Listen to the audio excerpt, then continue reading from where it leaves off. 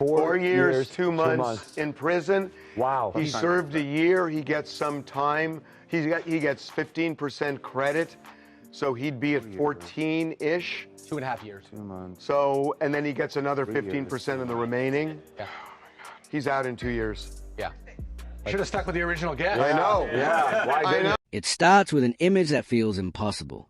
Sean Diddy Combs, once photographed in silk robes and sparkling light, now standing under fluorescent bulbs at Fort Dix in New Jersey, gray streaking through his hair, clutching a pile of folded laundry that isn't his.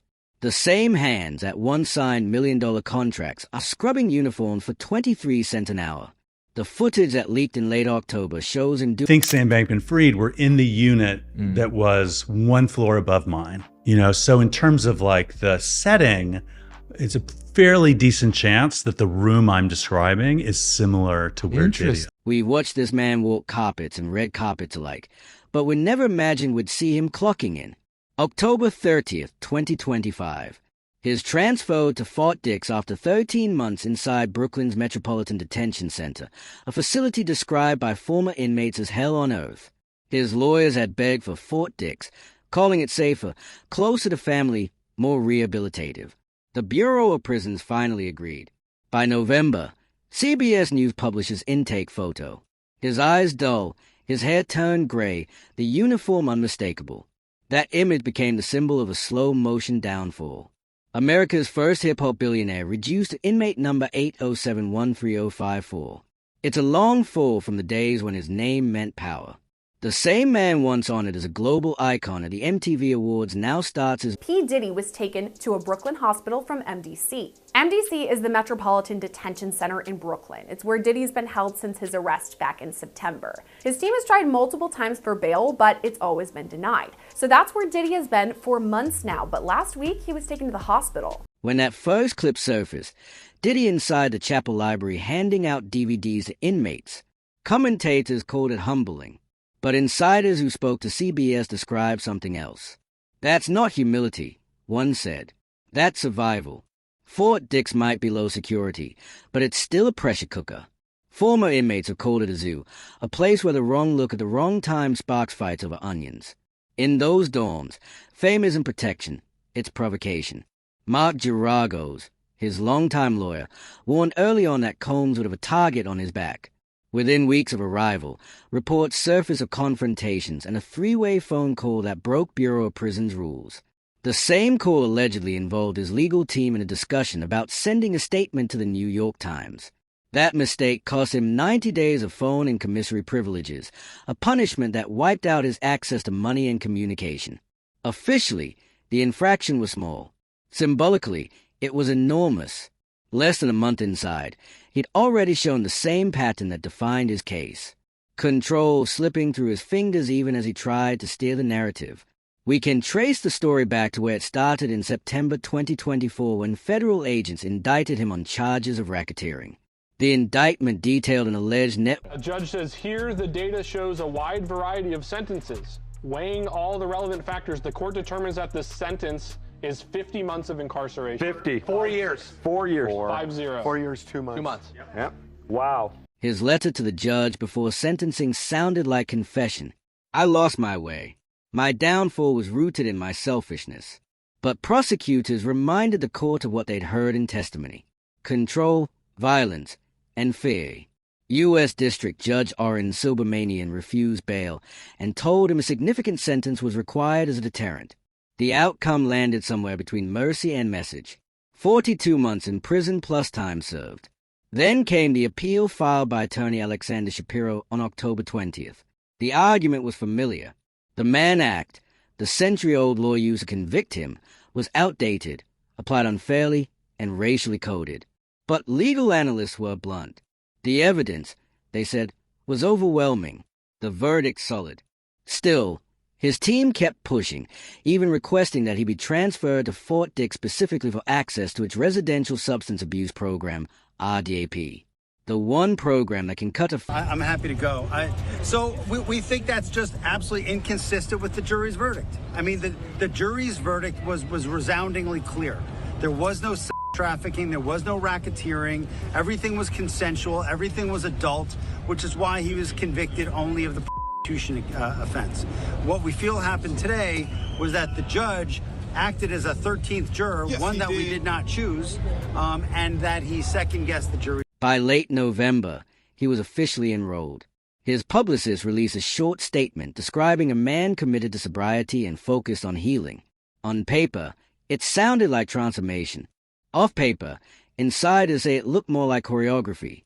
The violation reports, the alleged contraband rumors, the constant image management, they all point to a man still playing the only game he knows, control the story, even from a dorm full of strangers. Meanwhile, the system watches him closely. Fort Dix's RDAP program is no public relations exercise. It demands daily therapy circles, written reflections, accountability sessions that tear down ego and denial. Participants who fail to open up or who break even minor rules are expelled and lose any time or benefit. The same insiders who confirmed his enrollment also warned that his disciplinary record could jeopardize his standing. If the Bureau decides is manipulating the process, he could lose not just his privileges but his chance at early release. That tension, rehabilitation, or rebranding hangs over everything. Former inmate Sebastian Teller, who shared the facility until his release in December, told TMZ that Combs was holding it down and in good spirits. Yet behind that optimism, there's a constant shadow of scrutiny. His appeal remains pending. Yeah, this is a real issue. And I think Diddy's lawyers are right when you're talking about somebody who's not, supposed to not be able to be accessed in this way. And that's super scary. If he, in fact, woke up with a knife to his throat, I mean, that's friggin' terrifying. Yeah. No, this is a real issue. And I think Diddy's lawyers are right when you're talking about somebody who's not, supposed to not be able to be accessed in this way. And that's super scary. If he in fact woke up with a knife to his throat, that's freaking terrifying. It's the placement that keeps us wondering. Out of all the federal prisons in the country, how does a man like Sean Combs end up in the very facility his team requested? Fort Dix's wasn't random. It was strategy, minimum security, open dorms, a program that can cut an entire year off a sentence. We've seen federal inmates wait months, even years, for RDAP openings. But somehow, Diddy walked right in. The paperwork moved fast, faster than anyone inside could remember. A few former Bureau employees have quietly suggested... So apparently Diddy's knee has been bothering him recently, so he reported it. At some point, it was decided that he needed medical care outside of the jail, so he was taken to a Brooklyn hospital. By mid-December, another rumor started circulating through inmate networks. Someone allegedly spotted him celebrating with a few others in his dorm. Nothing wild, just laughter, music from a smuggled speaker, maybe even a hint of something brewed from fruit and sugar. Nothing confirmed, of course. His lawyers denied it immediately, but the damage was done. RDAP demands spotless behavior, and any sign of misconduct could get you thrown out. The irony wasn't lost on anyone. The man preaching self-control might have just sabotaged a very program designed to save him a year of freedom. Insiders at Fort Dix told us the hierarchy that works differently when a celebrity shows up. Some inmates treat fame as currency. Others see it as a threat. Former professional athletes, politicians, and financiers have passed to appeal. The strongest basis is that the jury reached a verdict on coercion. It found there was not coercion, and I think the judge said coercion today as a basis for a sentence at least a dozen times. We think that is unconstitutional. Even the RDAP staff, according to one counselor who's worked there for years, are wary of celebrity participants.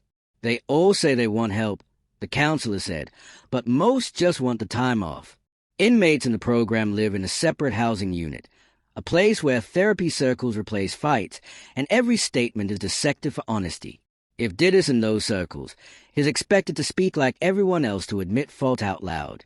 That's something is never done publicly. Judge Supermanian made that clear at sentencing. His biggest problem wasn't the verdict. It was the absence of remorse. The legal maneuvering continues outside the prison walls. In January 2026, his appeal team filed new motions challenging both the verdict and the sentence length.